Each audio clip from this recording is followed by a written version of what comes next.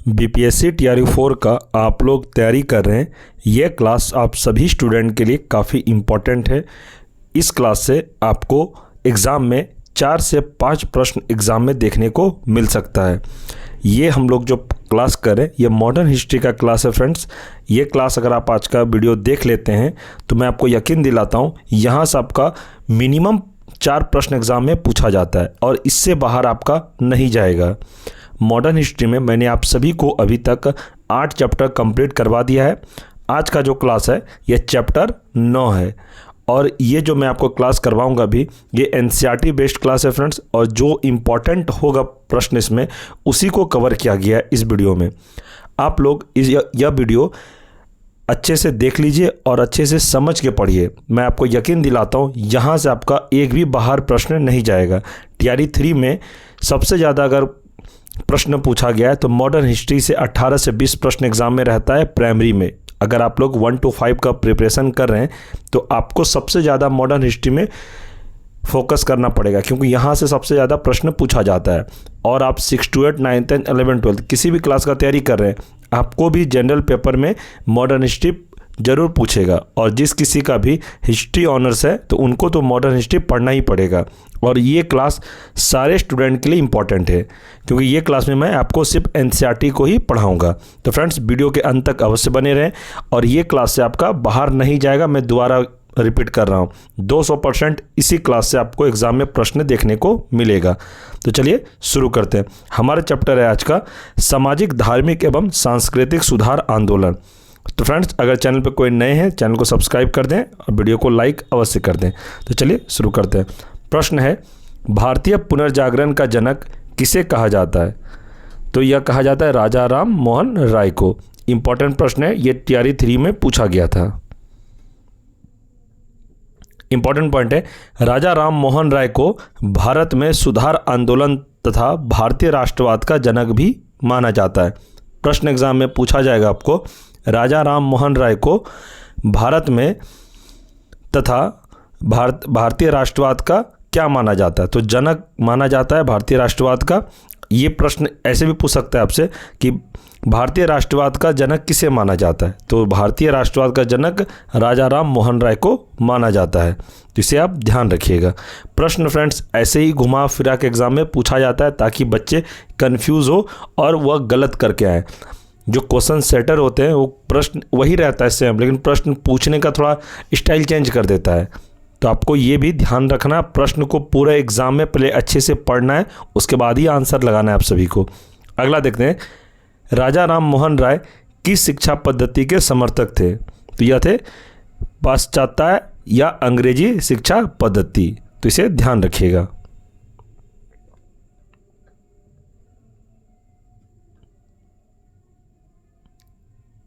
प्रश्न है राजा राम मोहन राय द्वारा कलकत्ता में ब्रह्मा समाज की स्थापना किस वर्ष की गई थी? तो इसका सही आंसर है वर्ष 1828 को। इंपॉर्टेंट प्रश्न है, याद रखिएगा। आगे है ब्रह्मा समाज किस सिद्धांत पर आधारित है? तो ब्रह्मा समाज एकेश्वरवाद सिद्धांत पर आधारित है, इसे याद रखिएगा। अगला है संवाद कौमुदी बांग्ला भाषा तथा मिरात उल अखबार फारसी भाषा के संपादक कौन थे? तो यह थे राजा राम मोहन राय। अगला प्रश्न है 1815 में एकेश्वरवादी मत के प्रचार हेतु राजा राम मोहन राय ने किस संस्था का गठन किया? तो यह है आत्मीय सभा का गठन किया था, इसे याद रखिएगा। इंपॉर्टेंट पॉइंट है कि ब्रह्मा समाज के विचारों को लेकर वर्ष 1865 में केशव चंद्र सेन व देवेंद्र नाथ टैगोर के मध्य विवाद हुआ। परिणाम स्वरूप केशव चंद्र सेन मूल ब्रह्मा समाज से अलग हो गए और वर्ष 1866 में आदि ब्रह्मा समाज की स्थापना की। यही बाद में भारतीय ब्रह्मा समाज कहलाया। तो ये पॉइंट आप लोग याद रखिएगा। चलिए अगला प्रश्न है राम मोहन राय को राजा की उपाधि किसने प्रदान की? तो राम मोहन राय जो थे उनको राजा की उपाधि किसने प्रदान की? तो यह थे मुगल बादशाह अकबर द्वितीय ने राम मोहन राय को राजा की उपाधि प्रदान की थी, इसे आप ध्यान रखिएगा। अगला प्रश्न है राजा राम मोहन राय की समाधि कहाँ स्थित है? तो इसका आंसर है ब्रिस्टल, जो कि इंग्लैंड में है। फ्रेंड्स, मैं आपको बोल रहा हूँ, अगर आप लोग कोई चैनल पर नए हैं, चैनल को सब्सक्राइब जरूर कर दें। ऐसे ही आपको कंटेंट एग्ज़ाम के लिए जो आपको TRE 4 आ रहा है, ऐसे ही पढ़ाया जाएगा। मैं उतना ही आपको कंटेंट पढ़ाऊंगा जो आपको TRE 4 के लिए इंपॉर्टेंट होगा। फालतू कोई भी कंटेंट आपको इस वीडियो यानी कि इस चैनल पर देखने को नहीं मिलेगा। मैं उतना ही पढ़ाऊंगा जो आपको TRE 4 में पूछा जाता है और इंपॉर्टेंट प्रश्न बार बार पूछा जाता है। तो ध्यान रखिएगा इस प्रश्न को। और पहली बात, कोई भी फालतू चीज़ें, कोई भी नोट्स, स्टडी मटेरियल जो भी होगा, सब एग्ज़ाम के पर्पज़ से ही इस चैनल पर कराया जाएगा। आप लोग इस बात का ध्यान रखिएगा। तो आप लोग भी सपोर्ट करें, चैनल को सब्सक्राइब कर दें, ताकि जब भी मैं इस चैनल पे वीडियो अपलोड करूं क्लास से संबंधित, तो आप लोग को सबसे पहले नोटिफिकेशन मिले। और आपका एक लाइक मुझे और भी आप लोगों को क्लास करवाने के लिए मोटिवेट करता है, तो इसलिए आप लोग लाइक अवश्य करें। तो चलिए आगे देखते हैं। 1872 में नेटिव मैरिज अधिनियम को पारित करवाने में किसने महत्वपूर्ण भूमिका निभाई थी? तो इसका आंसर है केशव चंद्र सेन ने। इसे ध्यान रखिएगा, इंपॉर्टेंट प्रश्न है। आगे है, वर्ष 1839 में तत्वबोधिनी सभा की स्थापना किसके द्वारा की गई थी? तो यह थे देवेंद्रनाथ टैगोर के द्वारा तत्वबोधिनी सभा की स्थापना की गई थी। इंपॉर्टेंट है फ्रेंड्स, याद रखना है आपको। 1875 में आर्य समाज की स्थापना किसके द्वारा की गई? 1875 में आर्य समाज की स्थापना किसके द्वारा की गई थी? तो याद रखना है आपको, स्वामी दयानंद सरस्वती के द्वारा की गई थी। इंपॉर्टेंट पॉइंट है, वेदों के पुनरुत्थान का श्रेय स्वामी दयानंद सरस्वती को दिया जाता है तथा उन्होंने वेदों की ओर लौटो का नारा दिया था। एग्जाम में प्रश्न पूछा जाएगा आपसे, ये इंपॉर्टेंट है क्योंकि TRE 2 में ये प्रश्न को पूछा गया था कि वेदों की ओर लौटो, तो यह नारा किसका था? तो याद रखना है आपको, स्वामी दयानंद सरस्वती का था। हो सकता है TRE 4 में यह प्रश्न को फिर से रिपीट कर दिया जाए, तो इसे आप ध्यान रखिएगा। अगला है, दयानंद सरस्वती द्वारा सत्यार्थ प्रकाश पुस्तक किस भाषा में लिखी गई? तो किस भाषा में लिखी गई थी? तो इसका आंसर है संस्कृत भाषा में लिखी गई थी। तो इसे ध्यान रखिएगा।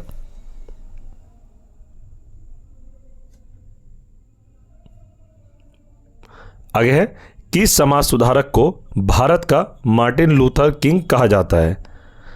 तो किसे कहा जाता है? तो इसका सही आंसर है दयानंद सरस्वती को कहा जाता है।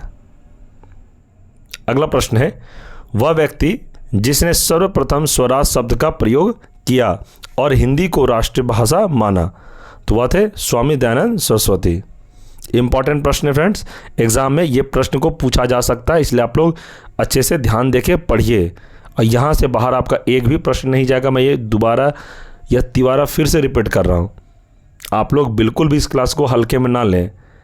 आपको अगर ये क्लास समझ में नहीं आता है, दोबारा रिपीट करके देख लें क्लास को, आप बस सुन लेंगे हेडफोन लगा के, आपको याद हो जाएगा और यहीं से प्रश्न देखने को मिलेगा। मैं ये 200% गारंटी कहता हूँ। मैं गारंटी ऐसे नहीं बोलता है क्योंकि मैं देखा हूँ TRE 3, 2 और 1 में यहीं से प्रश्न पूछा गया था, इसलिए बोल रहा हूँ। अगर आप ये क्लास करते हैं और प्रीवियस ईयर जब आप लगाइएगा, तब आपको खुद ही पता चल जाएगा कि मैंने जो पढ़ा वह मेरे से बन रहा है नहीं बन रहा है। आप लोग मेरा क्लास करने के बाद आप ज़रूर MCQ लगाएं प्रीवियस ईयर का। ठीक है फ्रेंड्स, चलिए आगे बढ़ते हैं। प्रश्न है, किस बंगाली नेता ने सती प्रथा का समर्थन किया था? तो यह कौन थे? तो राधाकांत देव थे, ये बंगाली नेता थे। एग्जाम में प्रश्न पूछा जाएगा कि बंगाली नेता कौन थे, और ऑप्शन दे दिया जाएगा, राधाकांत देव थे जिन्होंने सती प्रथा का समर्थन किया था। आगे है, वर्ष 1867 में केशव चंद्र की प्रेरणा से महाराष्ट्र में प्रार्थना समाज की स्थापना किसके द्वारा की गई? तो यह आंसर इसका है आत्माराम पांडुरंग। तो इसे ध्यान रखिएगा। नेक्स्ट है, किस एक समाज सुधारक को महाराष्ट्र का सुकरात कहा जाता है? यह है महादेव गोविंद रानाडे को क्या कहा जाता है? महाराष्ट्र का सुकरात कहा जाता है, जो कि ये एक समाज सुधारक थे। तो इसे ध्यान रखिएगा।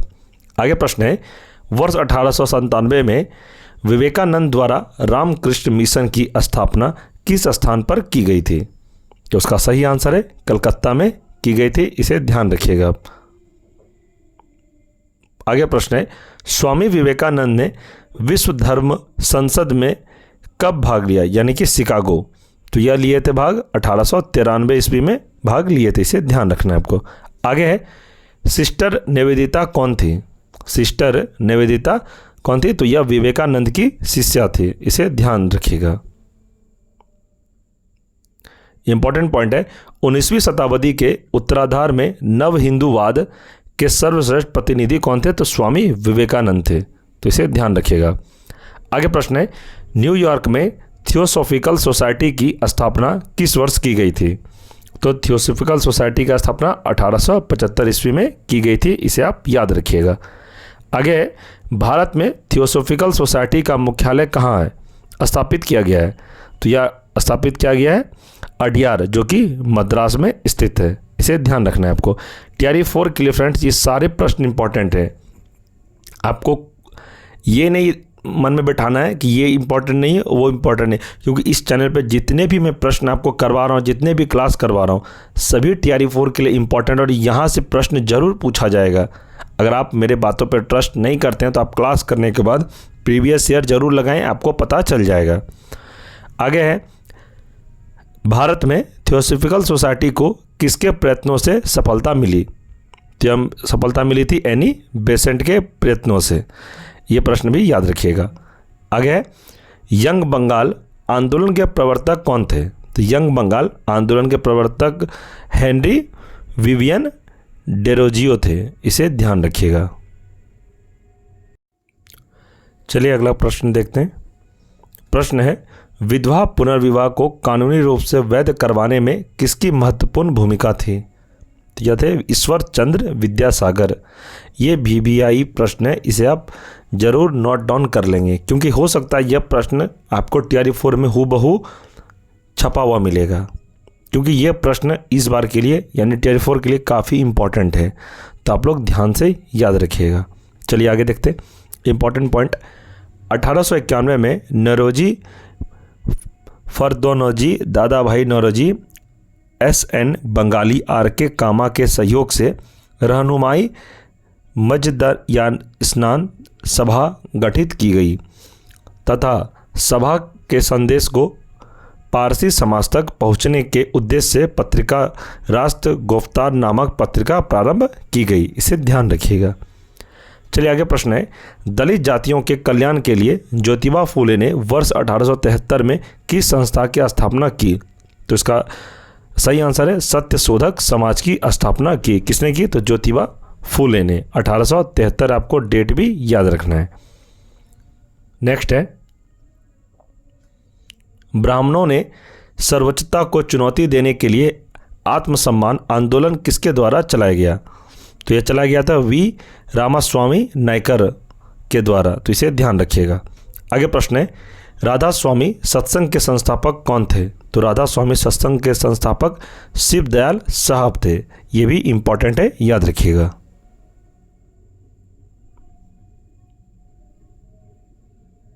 आगे प्रश्न है गुलामगिरी पुस्तक के लेखक कौन थे, तो गुलामगिरी पुस्तक के लेखक थे ज्योतिबा फूले, इसे याद रखिएगा। अगला प्रश्न है सर्वेंट्स ऑफ इंडिया सोसाइटी की स्थापना किसने की थी, जो सर्वेंट्स ऑफ इंडिया सोसाइटी की स्थापना गोपाल कृष्ण गोखले ने की थी। और ये भी फ्रेंड्स एक प्रश्न है कि आपको एग्जाम में पूछा जाएगा कि महात्मा गांधी के राजनीतिक गुरु कौन थे, तो याद रखना है आपको यह गोपाल कृष्ण गोखले थे, ये भी ध्यान रखना है आपको। प्रश्न पूछा जाएगा कि एग्जाम में महात्मा गांधी के राजनीतिक गुरु कौन थे, तो राजनीतिक गुरु थे गोपाल कृष्ण गोखले। इनका नाम आया तो मैं आपको बता दिया, ये महात्मा गांधी के गुरु थे। आगे देखते हैं सिख धर्म में सुधार के लिए नामधारी आंदोलन किसके द्वारा चलाया गया, तो ये चलाया गया था गुरु राम सिंह कुका के द्वारा, ये भी इंपॉर्टेंट है, याद रखिएगा। नेक्स्ट है महाराष्ट्र के किस सुधारक को लोकहितवादी की संज्ञा प्रदान की गई है, तो यह है गोपाल हरि देशमुख को, तो ये इंपॉर्टेंट है, ध्यान रखिएगा। अगला प्रश्न है वर्ष 1910 इलाहाबाद में भारत स्त्री महामंडल की स्थापना किसके द्वारा की गई, तो यह सरला देवी चौधर रानी के द्वारा की गई थी, इसे ध्यान रखना है। नेक्स्ट है महिलाओं के उत्थान के लिए आर्य महिला समाज की स्थापना किसके द्वारा की गई, तो महिलाओं के उत्थान के लिए आर्य महिला समाज की स्थापना पंडित रमाबाई सरस्वती के द्वारा की गई थी, इसे ध्यान रखना है। आगे है हाली पद्धति किससे संबंधित है? तो हाली पद्धति बंधुआ मजदूरी से संबंधित है, इंपॉर्टेंट है, इस प्रश्न को भी याद रखिएगा। नेक्स्ट है बहुजन समाज के संस्थापक कौन थे? बहुजन समाज के संस्थापक हैं यानी कि थे मुकुंदराव पाटिल, ये भी इंपॉर्टेंट है टियर 4 के लिए, तो इसे भी आप याद रखिएगा। देख सकते हैं भारत में मुस्लिम सुधार आंदोलन, कौन कौन आंदोलन हुए थे, कौन संस्थापक थे और स्थल क्या था और विशेषता क्या है, हम लोग देखते हैं। जैसे कि पहला है अलीगढ़ आंदोलन, संस्थापक थे सर सैयद, कौन सा स्थल है वहाँ का? तो अलीगढ़। तो विशेषता क्या था इसका? तो यह अंग्रेजी शिक्षा एवं ब्रिटिश सरकार के पक्ष में सबसे प्रभावी आंदोलन था। 1875 में अहमद खान ने अलीगढ़ में मोहम्मद एंग्लो ओरिएंटल स्कूल की स्थापना की थी, तो ये ध्यान रखिएगा। आगे है अहमदिया आंदोलन, संस्थापक है मिर्जा गुलाम अहमद, स्थल है पंजाब। यह उदारवादी सिद्धांत पर आधारित आंदोलन था, इसमें जहर का यह विरोध किया गया, तो इसे ध्यान रखना है। इसमें फ्रेंड्स आपको इंपॉर्टेंट मैं बताता हूँ, देवबंद आंदोलन इंपॉर्टेंट नहीं है, आपको ये बहावी आंदोलन टियर 3 में पूछा गया था, ये मैं गारंटी दे रहा हूँ। आप लोग टियर 3 का प्रश्न उठा लेंगे और देखेंगे कि बहावी आंदोलन कहाँ से संबंधित है। तो आपको यह पटना उसका ऑप्शन में दिया गया था मुख्य केंद्र, बहावी आंदोलन का मुख्य केंद्र क्या था, तो आपको यह प्रश्न देखने को मिलेगा। तो उसका सही आंसर था पटना। ये प्रश्न एग्जाम में टियर 3 में हूबहू पूछा गया था। चलिए आगे देखते हैं। प्रश्न है पश्चिम भारत के प्रमुख समाज सुधारक D.K. कर्वे ने किस क्षेत्र में महत्वपूर्ण योगदान दिया? तो उसका आंसर है महिला शिक्षा एवं विधवा पुनर्विवाह के क्षेत्रों में। ये इंपॉर्टेंट है टियर 4 के लिए, तो याद रखिएगा फ्रेंड्स ये प्रश्न को। आगे है भारत में मुस्लिम सुधार आंदोलन का प्रवर्तक किसे माना जाता है? तो यह माना जाता है सर सैयद अहमद खान को, तो इसे ध्यान रखिएगा। आगे प्रश्न है तहजीब उल अखलाक सभ्यता और नैतिकता नामक पत्रिका के संपादक कौन थे? यह है सर सैयद अहमद खान थे, तो इसे भी ध्यान रखिएगा। आगे इंपॉर्टेंट पॉइंट है सर सैयद अहमद खान तथा बनारस के राजा शिव प्रसाद सिंह ने कांग्रेस की स्थापना के विरोध में यूनाइटेड इंडियन पेट्रियोटिक एसोसिएशन की स्थापना की थी, तो इसे भी ध्यान रखिएगा। एक फ्रेंड्स मैं आपको न्यूज़ बता देता हूं कि एग्ज़ाम जो आपका होगा आपके लिए टाइम बहुत कम है। आप लोग जो बहुत ज़्यादा डिटेल में आप लोग पढ़ रहे हैं, मुझे पता चला बहुत सारे स्टूडेंट मैसेज भी कर रहे थे आज और मेरे से बात भी किए हैं। और अगर किसी को मेरे से बात करना है तो आप लोग मेरा नंबर लिख लीजिए, जैसे कि 9709427320, ये हमारा नंबर है। आप इसे व्हाट्सएप पे मैसेज कर सकते हैं। कोई प्रश्न हो एग्ज़ाम से संबंधित या कौन सा क्लास आपको चाहिए या किस क्लास का आप तैयारी कर रहे हैं, कुछ भी पूछना हो एग्ज़ाम से संबंधित आप मेरे से बात करके पूछ सकते हैं। तो मैंने जो नंबर अपना रिवील किया था तो बहुत सारे स्टूडेंट मुझे आज फ़ोन भी किए थे और वो बोल रहे थे कि सर हम कैसे पढ़ेंगे और हमारे पास टाइम नहीं है उतना, तो कैसे इतना सिलेबस कवर करें। तो मैंने उनको यही कहा कि देखिए ज़्यादा डिटेल में भी आप पढ़ने के लिए आपके पास टाइम उतना नहीं है, तो आप लोग क्या करिए, जो मैं आपको पढ़ा रहा हूँ, जैसे कि NCERT पढ़ा रहा हूँ टियर 4 के लिए, तो टियर 4 के लिए जो पढ़ा रहा हूँ अगर आप खुद से भी पढ़ना चाहते हैं आप बुक खरीदिए और NCERT का बुक पढ़िए। ओरिजिनल NCERT नहीं पढ़ पाइएगा अभी, आप लोग जो मार्केट में आता है कोई भी एक NCERT बुक उठाइए और पढ़िए उसको। और अगर आप कोई स्टूडेंट NCERT बुक नहीं ले पाएंगे या नहीं खुद से पढ़ पाएंगे तो मैं जो ये क्लास करवा रहा हूँ ये NCERT का ही प्रश्न है और यहाँ से ही आपको सारे प्रश्न यानी कि ऑल प्रश्न देखने को मिलेगा जो मैं आपको पढ़ा रहा हूँ। अभी जितना मैं चैनल पे आपको सारे सब्जेक्ट कंप्लीट करवा दूंगा और सारे सब्जेक्ट का इम्पॉर्टेंट सब मैं चैप्टर के साथ आपको पहले थ्योरी करवा दूंगा और फिर हर चैप्टर का MCQ NCERT बेस्ड ही मैं करवाऊँगा। तो आप लोग चैनल से बस जुड़े रहिएगा, मैं आपका पूरा टियर 4 कंप्लीट करवाऊंगा। जिस किसी को अगर समझ में नहीं आ रहा क्या पढ़ें तो हमारे वो चैनल से ज़रूर जुड़े रहें, मैं उनको सारा कुछ बताऊंगा कैसे पढ़ना है, क्या पढ़ना है और एग्ज़ाम के लिए क्या इंपॉर्टेंट होगा आप सभी के लिए। जो मुझे फॉलो करते हैं फ्रेंड्स, आप लोग भरोसा किए हैं तो मैं आपके हर भरोसे पे खड़ा उतरूँगा। आप लोग टेंशन फ्री रहिए। मैं जितना पढ़ा रहा हूँ बस उतना पढ़िए, फालतू कंटेंट और फालतू के नोट्स के पीछे मत भागिए आप लोग। मैं इसलिए वीडियो के बीच में आपको ये बात बता रहा हूँ ताकि और भी जो स्टूडेंट हमसे अभी जुड़े हुए हैं, जो देख रहे हैं, तो उनको ये बात पता चलना चाहिए। आप लोग इधर उधर मत करिए, जो मैं पढ़ा रहा हूँ वो पढ़िए। और जो चैनल पर अभी नए हैं, चैनल पर जो पहली बार देखें, सब्सक्राइब करके रखिए ताकि जब भी मैं आपको इस चैनल पे वीडियो अपलोड करूँ क्लास से संबंधित, आपको सबसे पहले नोटिफिकेशन मिले। और न्यूज़ से संबंधित कोई भी, जैसे कि मैं स्टूडेंट्स को मैसेज करता हूँ कुछ न्यूज़ देने के लिए, भेजता हूँ ग्रुप में, तो वो टेलीग्राम ग्रुप है। टेलीग्राम ग्रुप का लिंक इस वीडियो के डिस्क्रिप्शन में दिया हुआ है। आप लोग लिंक पर क्लिक करके ग्रुप को ज्वाइन जरूर कर लेंगे। वहाँ पे मैं आपको हर तरह का स्टडी नोट्स या PDF नोट्स, स्टडी मटेरियल, सारा कुछ जो मैं पढ़ाता हूँ आपको सेंड किया जाता है। और जो भी TRE 4 से संबंधित न्यूज़ होता है सबसे पहले आपको अपडेट ग्रुप में ही दिया जाता है। तो उम्मीद करता हूँ फ्रेंड्स आप लोग समझ गए होंगे। चलिए हम लोग प्रश्न की ओर बढ़ते हैं।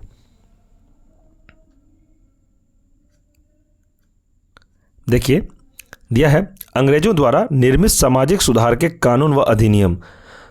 अंग्रेज जो थे फ्रेंड्स, वो जो हमारे पे शासन ही सिर्फ नहीं किए थे, बहुत सारा ऐसा कानून भी बनाए थे जो हमारे लिए आज भी वरदान साबित होता है। अंग्रेज बहुत कुछ, ऐसा नहीं कि सब कुछ गलत ही किए थे, लेकिन उन्होंने बहुत कुछ सुधार भी किया था। आपको ये भी नहीं भूलना चाहिए। बहुत ऐसा कानून जो हमारे, जैसे सती प्रथा, वो चलते आ रहा था। बहुत कुछ ऐसा कानून था जो कि बहुत हार्मफुल था, जो कि अंग्रेजों द्वारा ही बहुत सारे को ख़त्म किया गया। हम लोग अभी पढ़ेंगे तो हम लोग समझेंगे उसमें। जैसे कि पहला दिया है नवजात कन्या हत्या कानून। गवर्नर जनरल कौन थे? जॉन सॉर थे 1795 में। क्या था इस कानून में? तो इस कानून के द्वारा कन्याओं की हत्या पर रोक लगाई गई। जो नवजात कन्या होती थी, जिससे कि कहता था ना कि हमें बेटा चाहिए, और बेटी हो जाते तो उनको मार दिया जाता था, उन पर रोक लगाया गया था अंग्रेजों के शासनकाल में। आगे है बाल हत्या निरोधक कानून। गवर्नर जनरल कौन थे? लॉर्ड वेलेस्ली 1804 में। इस कानून के द्वारा नवजात शिशुओं को मारने पर रोक लगा दी गई। आगे है सती प्रथा निषेध कानून। विलियम बेटिंग, ये इंपॉर्टेंट है, विलियम बेटिंग का। इन्होंने ही सती प्रथा पर एक कानून बनाया था। जो कि सती प्रथा क्या था आप लोग ये पहले समझिए। सती प्रथा कानून में ये कहता था पहले, जो कि वर्षों से चले आ रहा था, कि जिसका शादी हो गया और जिसका हस्बैंड यानी जिसके पति डेड कर जाते हैं, तो उनकी पत्नी को भी जीने का अधिकार नहीं रहता था। जब उनके पति को जलाया जाता था शमशान घाट में, तो उनकी पत्नी को भी उनके साथ जिंदा जलाया जाता था, जो कि कहीं न कहीं बहुत ज़्यादा गलत था, जिसका अंग्रेज़ों ने इसको ख़त्म किया। जो उस समय गवर्नर जनरल थे विलियम बेटिंग, जिन्होंने इसका पुरजोर विरोध किया था कि सती प्रथा कानून बनना चाहिए, जिसमें से जिसके भी पति मरे उनकी पत्नी को जीने का अधिकार मिलना चाहिए। ऐसा नहीं कि उनके पति मरे तो उनकी पत्नी को भी साथ में जला दिया जाए, ऐसा बिल्कुल भी नहीं होना चाहिए। तो 1829 को यह ख़त्म किया गया था। इस कानून में देखिए क्या दिया था, इसके द्वारा सती प्रथा पर कानूनी रोक लगाकर इसे हत्या माना गया। इसलिए इस कानूनी सती प्रथा पर कानून रोक लगा दिया गया। अगर जो कोई भी ऐसा करता था तो उन पर हत्या लगाकर उन्हें दोषी करार दिया जाता था। आगे हिंदू विधवा पुनर्विवाह अधिनियम। लॉर्ड डलहौजी 1856 में यह कानून बना था। इस अधिनियम द्वारा विधवा विवाह को कानूनी मान्यता दी गई। इसमें क्या था फ्रेंड्स कि हिंदू विधवा पुनर्विवाह, जो अगर कोई इसके पति डेड कर जाते थे तो उनकी वाइफ को दोबारा शादी करने का अधिकार नहीं दिया गया था। तो यह जो अधिकार दिए थे, कौन दिए थे? लॉर्ड डलहौजी इस कानून के तहत बना के, कि हिंदू विधवा पुनर्विवाह अधिनियम, कि जो विधवा है वह पुनर्विवाह कर सकती है, उनको भी जीने का अधिकार है। तो इस अधिनियम द्वारा विधवा विवाह को कानूनी मान्यता दी गई। किसके द्वारा? तो हिंदू विधवा पुनर्विवाह अधिनियम 1856, इसे ध्यान रखिएगा। आगे है सम्मति आयु अधिनियम। यह है लॉर्ड गवर्नर जनरल कौन थे उसमें? लैंसडाउन 1891 में। 12 वर्ष से कम आयु के बालकों के विवाह पर रोक लगाई गई। जो ये जो कानून बनाया गया था, 12 वर्ष से कम आयु के बालकों के विवाह पर रोक लगाई गई। आगे शारदा एक्ट। गवर्नर जनरल थे लॉर्ड इरविन। सारदा एक्ट कब लागू हुआ था? 1929 को। इसमें क्या कहता है? इस एक्ट के द्वारा बालकों एवं बालिकाओं के लिए विवाह की न्यूनतम आयु क्रमशः 18 तथा 14 वर्ष निश्चित की गई। किसमें? तो सारदा एक्ट में। इसे भी ध्यान रखिएगा, इंपॉर्टेंट है ये TRE 4 के लिए। आगे है हिंदू महिला संपत्ति अधिनियम। इसमें लॉर्ड ऑकलैंड थे गवर्नर जनरल 1937 में। इसमें हिंदू महिलाओं को संपत्ति का अधिकार प्रदान किया गया। आगे है दास प्रथा प्रतिबंध। लॉर्ड कौन थे इस समय? लॉर्ड एलन बरो 1943 में। इसमें कहा गया 1833 के चार्टर अधिनियम द्वारा दास प्रथा प्रतिबंधित किया गया। तो ये इंपॉर्टेंट है, याद रखिएगा आप लोग। तो फ्रेंड्स, आज का चैप्टर आप लोगों का कंप्लीट हो गया। उम्मीद करता हूँ आप सभी को समझ में काफ़ी आया होगा, और आपको ये क्लास अच्छा लगा तो वीडियो को लाइक करें और चैनल को सब्सक्राइब जरूर कर दें। और फ्रेंड्स, आप लोगों की ज़रूरी सूचना है, ये जो चैनल है ये हमारा चैनल है, ये न्यू चैनल को क्रिएट किया गया है। इसमें आपको जैसे कि TRE 4 और कोई भी एग्ज़ाम से संबंधित बिहार रेलवे SSC कोई भी न्यूज़ हो आपको इस चैनल पर दिया जाएगा। तो आप लोगों से रिक्वेस्ट होगा कि ये चैनल आप लोग सर्च करेंगे। आप लोग अभी न्यू चैनल है तो आप लोग सर्च करेंगे @सागर स्टडी न्यूज़ 2, तो यह चैनल आपको दिख जाएगा। इस पर आप लोग सब्सक्राइब कर लें। यहाँ पर आपको TRE 4 से संबंधित जितने भी न्यूज़ आएंगे वो सभी न्यूज़ को इस चैनल पर दिया जाएगा। तो आप सभी जो हमारे दर्शक हैं, जो हमें फॉलो करते हैं, जो हमसे पढ़ते हैं, सबसे बड़ी बात जो हमारे स्टूडेंट हैं, उनको यह चैनल को जरूर सब्सक्राइब करना चाहिए। यहाँ पे आपको हर तरह का न्यूज़ देखने को मिलेगा।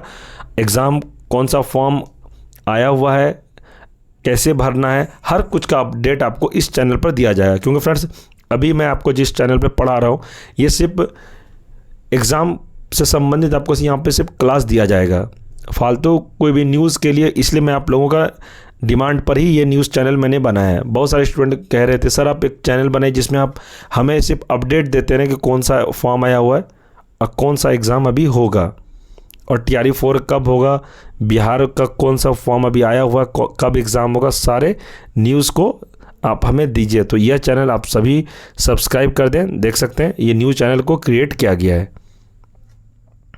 यही चैनल फ्रेंड्स आप लोग देख सकते हैं।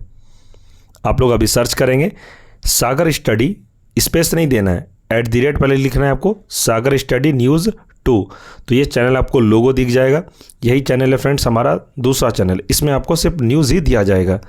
तो आप सभी से रिक्वेस्ट है इस चैनल को भी आप लोग फॉलो करें और सब्सक्राइब जरूर कर दें। और इसके बाद जब भी इस चैनल पे आपको एग्ज़ाम से संबंधित कुछ भी होगा न्यूज़, जैसे TRE 4 कब आ रहा है, कब एग्ज़ाम होगा, हर तरह का न्यूज़ के लिए, शिक्षा से संबंधित और जितने भी तरह के फॉर्म आएंगे, कब एग्ज़ाम होगा, हर तरह का न्यूज़, यानी आप समझ लीजिए एजुकेशन से संबंधित जो भी न्यूज़ आएगा आपको इसी चैनल पर दिया जाएगा। तो आप लोग इस चैनल को सब्सक्राइब जरूर कर दें ताकि मैं जब भी आपको कोई भी न्यूज़ दूँ तो आपको सबसे पहले मिल जाए। तो फ्रेंड्स, आप लोग देख लें, आप लोग इसका स्क्रीनशॉट ले लें और इस चैनल को भी सब्सक्राइब आप लोग जरूर कर दें। ये हमारा ही चैनल है, मैं आपको बता देता हूँ। और फ्रेंड्स, ये हमारा नंबर है 9709427320।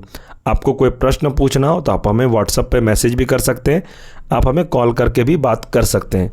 कोई भी सब्जेक्ट से संबंधित कोई क्लास हो या कुछ भी पूछना हो, एवरीथिंग, आप इस नंबर को सेव कर लें। आप हमें फ़ोन भी कर सकते हैं या आप हमें व्हाट्सएप मैसेज करके भी बात कर सकते हैं। तो ठीक है फ्रेंड्स, देख सकते हैं चैप्टर आज का हम लोगों का कंप्लीट हो गया। और यह चैप्टर जो है ऐसे डेली आपको एक चैप्टर कंप्लीट करवाया जाएगा। सामाजिक, धार्मिक एवं सांस्कृतिक सुधार आंदोलन, इस चैप्टर में जितने भी इम्पोर्टेंट प्रश्न थे सभी को इस वीडियो में मैंने कवर कर दिया। उम्मीद करता हूँ आप लोग यह क्लास अच्छे से समझे होंगे, और नहीं समझे तो दोबारा क्लास को देख लीजिए, आपको समझ में आ जाएगा। और यहाँ से आपका एक भी प्रश्न बाहर नहीं जाएगा, मैं 200% या 500% में गारंटी देता हूँ। यहीं से प्रश्न आपको एग्ज़ाम में देखने को मिलेगा।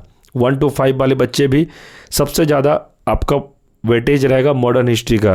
तो 1 to 5 वाले जितने भी बच्चे हैं सभी को से मैं यही कहूँगा कि आप लोग मॉडर्न हिस्ट्री पे ज़्यादा फोकस करें। आपका रिजल्ट जो होगा मॉडर्न हिस्ट्री ही बनाएगा।